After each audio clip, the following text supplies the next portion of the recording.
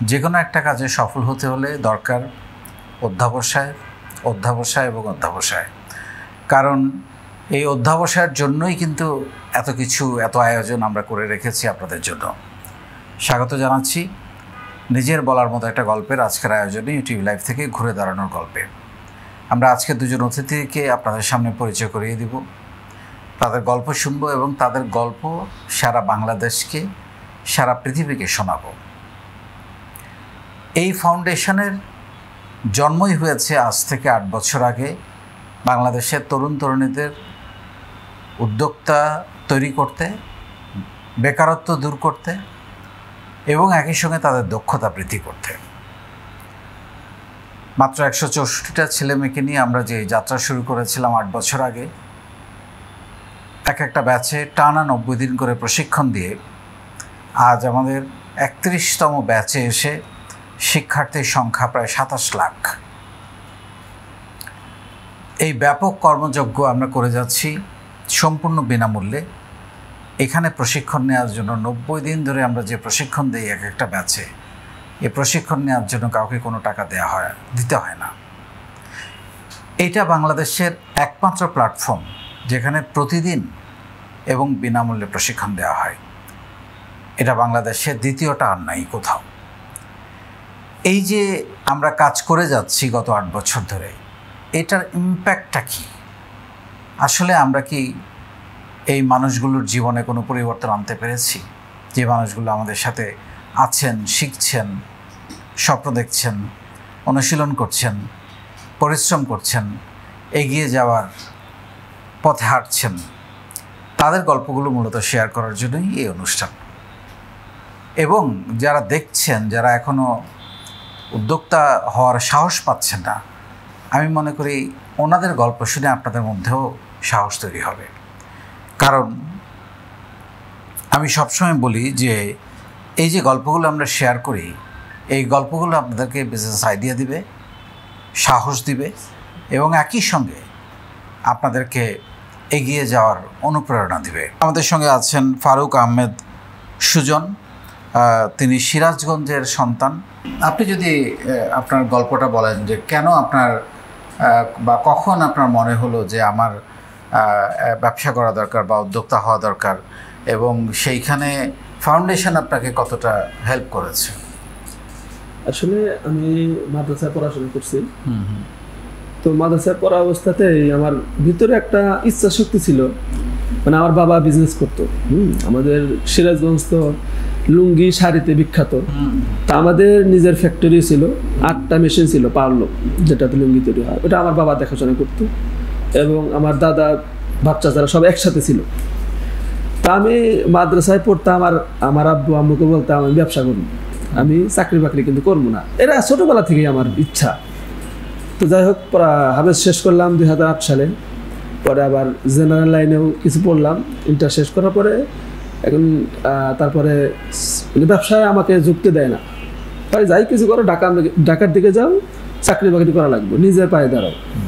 আচ্ছা ঠিক আছে। পরে এই উত্তরা 4 নম্বর সেক্টরে একটা চাকরি হইল।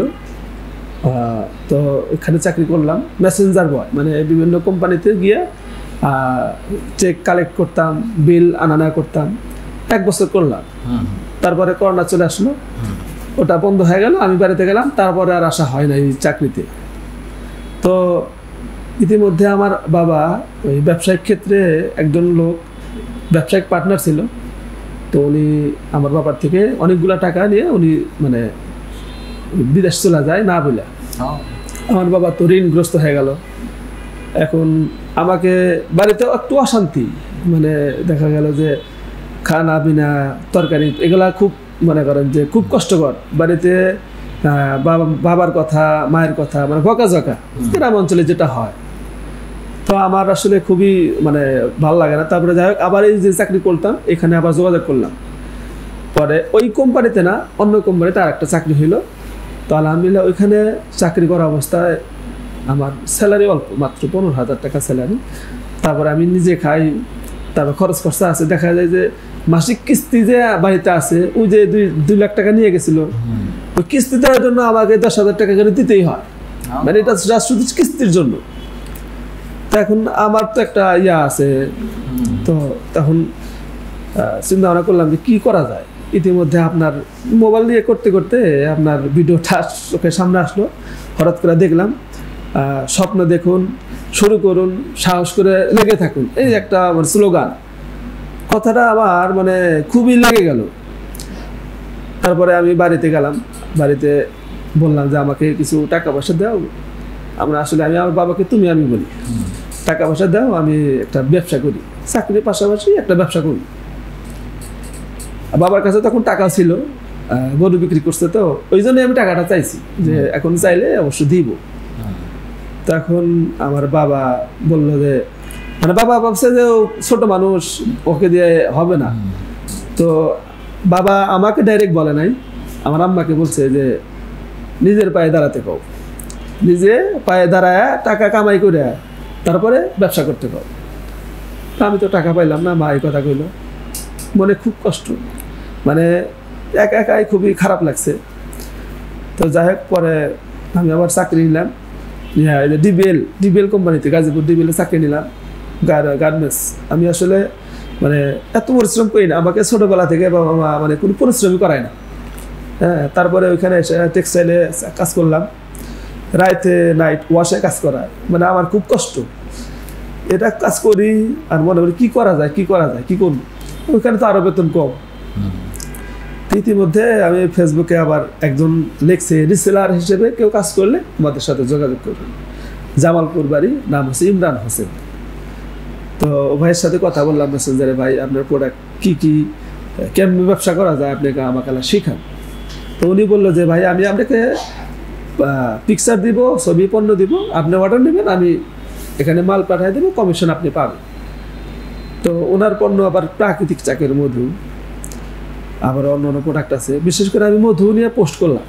এমনি আমার মানে পার্সোনাল যে আইডিয়া আছে এটাতে পোস্ট করার পরে আমি তো বেশ কয়েক জায়গায় চাকরি করছি, সেই সুবাদে ঢাকা শহরের অনেক মানুষ আমাকে চিনে, যার কারণে এক পোস্টেই আলহামদুলিল্লাহ অনেকেই আমাকে নক করছে যে মধু কত করে কেজি, এটা সেটা। তো আমি বেশ কটা অর্ডার পেলাম, ভাইকে বললাম ভাই তাহলে মাল পাঠাই দেন, উনিও মাল পাঠাইলো। তারপরে দেখলাম যে বেশ ভালোই তো এখানে কিছু টাকা হয়। পরে আমার আব্বুকে বললাম, আব্বা আমাদের গ্রামে যে মৌমাছির চাক কাটে, তুমি ওদের সাথে থাইকে যত কেজি হয় চাক সংগ্রহ করবা, তাহলে মোবাইলে ভিডিও করে আমাকে দিবা। তো যেমন কথা ওইরকম আব্বা ওই ওনাদের সাথে থেকে যে কয় কেজি মধু হয় মানে উনি আমাকে দিল, আমি বেশ খুব ভালো দামে সেল করলাম, মোটামুটি ভালো টাকা ইনকাম হলো। তো ইনকাম হওয়ার পরে আমার মোটামুটি ভালোই সেল হওয়া শুরু করলো। তখন আপনার ভিডিও ছিল যে আগেই চাকরিকে না নয়, ব্যবসা যখন প্রতিষ্ঠিত হবেন, আপনি যখন দেখবেন যে ব্যবসায় আপনাকে অনেক দূর এগিয়ে নিয়ে যাওয়ার সম্ভাবনা আছে বা হচ্ছে, তখন আপনি চাকরিটা নট করলেও সমস্যা নেই। তখন আমি ওই অবস্থায়, এই চাকরি করা অবস্থায় মনে করেন যে দই, রসমালাই অন্যজনের থেকে নিয়ে মোটামুটি সেল করতাম। চাকরির শেষে আমি ডেলিভারি দিতাম। মানে আপনি পার্ট টাইম ব্যবসায়ী হয়ে গেছেন। জি। তো তারপরে মোটামুটি যখন দেখলাম না আমার মাসে মোটামুটি 30-35-20 হাজার টাকা ইনকাম হয়, তখন না আমি আর এই কষ্টের কাজটা আমি করলাম না। আমি ভাবলাম যে আমি যদি পুরাটুক সময় আমি ব্যবসার পিছে সময় দিই আর মাঠে উপস্থিত থেকে, একটা মাঠঘাটে উপস্থিত থেকে যদি আমি সময় দিই, তাহলে ব্যবসাটা আমার আরও বেশি হবে। তারপর আমি চাকরি বাদ দিয়ে সিরাজগঞ্জ চলে যাই। যার পরে আমি নিজে উপস্থিত থেকে বিভিন্ন গ্রাম, চরাঞ্চল, নদী, মানে অনেক দূর দূরান্তে গিয়ে আমাদের সাথে থেকে চাকরিটা সংগ্রহ করি, লাইভ করি, যার কারণে আমার কাস্টমার আরও বেশি হয়। তো তার পাশাপাশি দই, রসমালাই, মাঠা, আমাদের সিরাজগঞ্জের এটা একেবারে বিখ্যাত খাবার, বিশেষ করে মাঠা। রমজান মাসে মানে ব্যবসা করতে করতে রমজান মাস চলে আসলো, তখন আবার গরমের সিজন, মধু কম চলে। হঠাৎ করে মাথায় আসলো যে আমাদের সিরাজগঞ্জ তো মাঠা খুবই বিখ্যাত, 100 বছরের ঐতিহ্য। তা আমি এই মাঠাটা নিয়ে আমি একটু পোস্ট করি, আমাদের নিজের বলা মতো একটা গল্প ফাউন্ডেশন। তো পোস্ট করছি, অ্যাপ্রুভ হয়েছে আলহামদুলিল্লাহ। স্যার অ্যাপ্রুভ হওয়ার পরে আমি এই পরিমাণ রেসপন্স পাইছি, আমি একদিনে 500 কেজি পর্যন্ত সেল করছি মাঠা, শুধু মাঠা। আমি 1 মাসে 2 লাখ টাকা ইনকাম করছিলাম শুধু মাঠা বিক্রি করে। আলহামদুলিল্লাহ এখন তো মনে করেন আমার পাইকারি কাস্টমার। আমি নিজে গির কারখানা উদ্বোধন করলাম গত 12 তারিখে, এই মাসের 12 তারিখে আমার নিজস্ব কারখানা আমার বাড়িতেই করছি, ঘির কারখানা। আর দই, রসমালাই, মাঠা এটা আমার এক ফ্রেন্ডের কারখানা, চুক্তিবদ্ধ করে আমি আমার নিজস্ব ইয়াতে আমি কাজ করে এখন সারা বাংলাদেশে মোটামুটি বাসের মাধ্যমে ডেলিভারি দিচ্ছি। অসাধারণ, আপনি ফাউন্ডেশন থেকে অনেক সাড়া পাচ্ছেন। জি আলহামদুলিল্লাহ। তো আপনার কথা থেকে দুটো জিনিস বেরিয়ে আসলো, একটা হচ্ছে চাকরির পাশাপাশি চাইলে যে কেউ পার্ট টাইম উদ্যোক্তা হইতে পারে, এবং যখন সেই উদ্যোগটা একটু বড় হবে তখন চাকরি ছেড়ে এসে ব্যবসা করা যেতে পারে। সো এটা একটা দারুণ শিক্ষা আমার মনে হয় আপনার থেকে পেলো, যেটা আমি সবসময় বলে থাকি যে আপনি চাকরির পাশাপাশি কিছু একটা করেন এবং আপনি সেভাবে এগিয়ে যান। তারপরে যেটা আর একটা আপনার, যে আপনাকে আপনার বাবা হয়তো টাকাটা দেয় নাই, আমি বলবো যে ভালো করছে। আমার ভিতরে জেদ সৃষ্টি হয়েছিল স্যার, জেদ ছাড়া ব্যবসা হয় না। এখনো স্যার আমার এখনো জেদ আছে, আমি বাবার থেকে টাকা নিব না। আলহামদুলিল্লাহ আমি ব্যবসা করে বাবার যে ফ্যাক্টরিটা চলে গেছিল, আমি ফ্যাক্টরি করছি আবার। আমি এই গত 6-7 মাস আগে আমার ব্যবসায়িক টাকা দিয়ে আমি পার্লামের ফ্যাক্টরি করছি। আমি ওটা অনলাইনে আমি ওটা সেল করি না, ওটা অফলাইনে আলহামদুলিল্লাহ প্রতিনিয়ত সেল হচ্ছে। আপনার এখন মাসের সেল কেমন? আমার মানে ওই তাঁত ফ্যাক্টরি যে করছে ওটা বাদে শুধু আমার দই, রসমালাই, মাঠার, মধু এটাতে আলহামদুলিল্লাহ 5-6 লাখ টাকা আমার সেল আছে। অসাধারণ, অসাধারণ। আজকের দিনে স্যার আমি আজকে সকালে মোটামুটি 40,000 টাকা আমি ডেলিভারি দিচ্ছি আজকে, এবং রাত্রে একটা ডেলিভারি ছিল কসবা, ব্রাহ্মণবাড়িয়া কসবা, 45 কেজি দই এবং 300 পিস কাপ দই, মাঠা 50 কেজি। এটা আজকে দিতে পারবো না, কারণ আজকে তো আমি যাওয়া সম্ভব না। আপনি যদি আপনার অভিজ্ঞতা থেকে একটু বলেন, যে আমি যে কথাটা সবসময় বলি আমার দীর্ঘদিনের 22 বছরের অভিজ্ঞতা থেকে, যে ব্যবসা আসলে শুরু করতে অনেক টাকা লাগে না, অল্প টাকা দিয়ে করা যায়। আর আপনার তো কোনো টাকাই লাগে না, আপনি আমার কোনো টাকা সেল দিয়ে শুরু করছেন, রিসেলার হিসেবে কাজ করছি। সো এই ব্যাপারে আসলে অন্যদেরকে আপনার কি বলার থাকবে? অন্যদেরকে বলতে কি, আমি আমার সিরাজগঞ্জে বা আমার সাথে যাদের সাথে পরিচয়, আমার ফ্রেন্ড, আমার সাথেও কয়েকজন ফ্রেন্ড আসছে, ওদেরকে আমি নিজে আপনার মতো মানে নিজে উদ্যোগে ওদেরকে আমি রিসেলিং করাইতেছি। আলহামদুলিল্লাহ ওনারা খুব ভালো সেল করতেছে, কারণ রিসেলার হিসেবে কাজ করলে এক সময় ওরাই নিজেই পণ্য উৎপাদন করবে, কারণ এটা আমি নিজে প্রমাণ। আমি যখন রিসেলার করছি লাভ 2 টাকা করছি, আর যখন দেখছি না নিজে উৎপাদন করলে বা নিজে করলে তো 2 টাকা লাভ বেশি, তখন নিজের ভিতরে একটা সৃষ্টি হবে যে না আমি নিজে করবো, রিসেলার করবো কেন, আমি নিজে করবো। যখন এটা সৃষ্টি হবে তখন ওনার আপনি ইনকাম বেড়ে যাবে। আপনি এখন মাসে 6 লক্ষ টাকা সেল করেন এবং বিনা পুঁজিতে ব্যবসা শুরু করেছেন, চাকরি করেছেন, চাকরির পাশাপাশি পার্ট টাইম উদ্যোক্তা হিসেবে কাজ শুরু করেছেন, পরবর্তীতে আপনি চাকরি ছেড়েছেন, এখন ফুল টাইম উদ্যোক্তা। অনেকগুলো তথ্য আমরা থেকে পেলাম। আপনার কি পিছনে যদি একটু ফিরে তাকান কোনো ভুলের কথা মনে হয়? ভুলের কথা স্যার, তেমন মাদ্রাসা পড়াশোনা করছি তো তেমন ভুল একটা কিছু করি নাই, তবে পড়াশোনাটা আরো বেশি করা উচিত ছিল। আমি ওই বাড়ির সমস্যার কারণে হয়তো একটু পিছুটান আমার ভিতরে একটু গাফলতি ছিল, যার কারণে পরবর্তী পদক্ষেপে আমি আগাই নাই। তবে পড়াশোনা একটা করার ভুল ছিল স্যার, আরও পড়াশোনা করা উচিত ছিল, কারণ বর্তমান যে সোসাইটি, এই সোসাইটিতে আসলে একেবারে মানে পরিপক্ক না হলে চলে না। বিভিন্ন প্ল্যাটফর্মে গেলে অবশ্যই মানে শিক্ষিত হতেই হবে, এর বিপরীত কিছু নাই। আপনি ভালোই কথা বলছেন, এটা কিভাবে আয়ত্ত করলেন? সুন্দর কথা বলছেন, সুন্দর করে কথা বলছেন। এটা আসলে স্যার ওই আপনি মুখে জড়তা ছাড়ানোর জন্য মানে ছোট ছোট ভিডিও, তারপরে মানুষের মাঝে 2-4টা কথা বলা, আস্তে আস্তে অল্প অল্প করে কথা বলার জন্য অনেক ভিডিও দিচ্ছেন, আমি দেখছি। তো সেই থেকে আমার একটু মানে যেখানে যাই আমি একটা ছোট্ট পার্সেল আমি ডেলিভারি দিতে চাই, কে কি মনে করলো সেটা দেখার বিষয় না, আমি একটু লাইভ ঢুকে আমি বলি যে মানে এই মুখের জড়তা কাটানোর জন্য। আসলে আমি আগে কথা বলতে পারতাম না, এখনো যে বলতেছি কাঁদতেছি আমি, কিন্তু আগের মতো না। অনেক অনেক অনেক ভালো বলছেন। আপনার এরকম কোনো বিড়ম্বনা জীবনে আছে যে ফেল মারবা, তোমাকে দিয়ে কিছু হবে না, বা সহযোগিতা না করা, একটু নিচু চোখে দেখা, এখন তারা আপনাকে নিয়ে প্রশংসা করে? অনেকেই আছে স্যার, অনেকে আছে। আশেপাশের লোকজন বিশেষ করে নিজেদের রিলেটিভ যারা আছে অনেকেই মানে আমি যখন চাকরি ছেড়ে ওগুলা করি তখন মানে বিকেলে হলে তো আমরা পার্সেলগুলা মধু বা অন্য পার্সেলগুলা পার্সেল করে ভ্যানে করে নিয়ে যাই।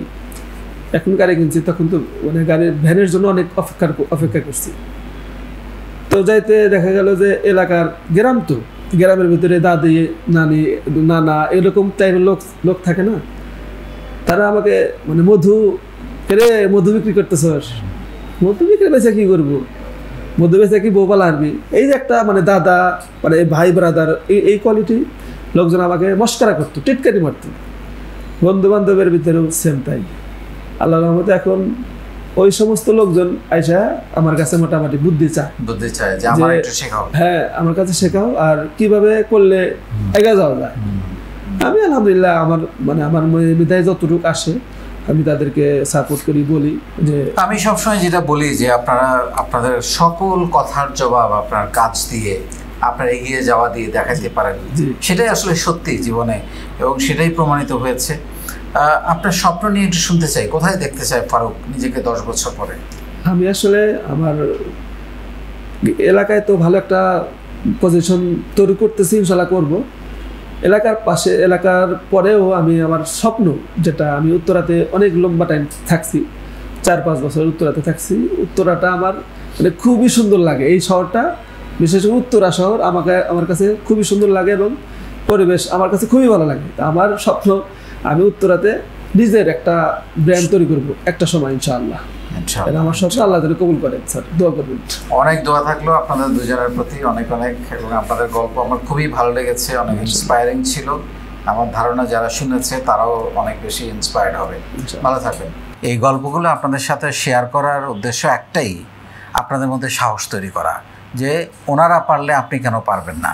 এবং এই প্রশ্নটার উত্তর যখন আপনি খুঁজে পাবেন যে ওনারা পারলে আমি কেন পারবো না, তখনই আপনার মধ্যে পরিবর্তন আসবে, সাহস আসবে, শেখার আগ্রহ তৈরি হবে এবং এগিয়ে যাওয়ার স্বপ্ন দেখবেন। আমি সবসময় তাদেরকে অনুষ্ঠানের শেষে জিজ্ঞেস করি আপনাদের আগামী 10 বছরের স্বপ্ন কী। এই কথাটা ওনাদের মুখ থেকে বের করার একটা মাত্র কারণ, যে স্বপ্নটা কিন্তু আজকে ওনাদের মধ্যে গেঁথে গেছে যে আমাকে 10 বছর পরে ওখানে যাইতে হবে। সো নিজের সাথে নিজের যে শপথ, এটা অন্যের সাথে শপথ ভঙ্গ করা যায়, কিন্তু নিজের সাথে নিজের শপথ কেউ ভঙ্গ করতে পারে না, কারণ এটা নিজেকে দেয়া নিজের ওয়াদা। সো আমার মনে হয় এই ধরনের স্বপ্ন, এই ধরনের শপথ একজন মানুষকে আকাশ ছুঁতে সাহায্য করে। অনেক ধন্যবাদ।